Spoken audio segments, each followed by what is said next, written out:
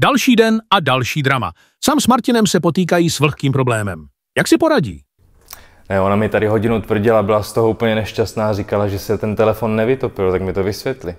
Myslíš? No, tak trochu vlhký byl, ale myslím si, že sem to dramatizuje. Proč by nám zákaznice lhala? Ten borec není normální, chápete to? Z toho telefonu kapala voda a on si to prostě... On řekne, že to je trošku vlhký. Chápete to? Ale mám ho rád, klukár, no.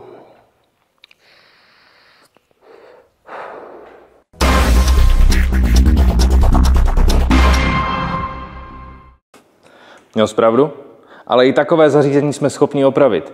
Jenom prosím, nezkoušejte vodotěsnost vašeho telefonu.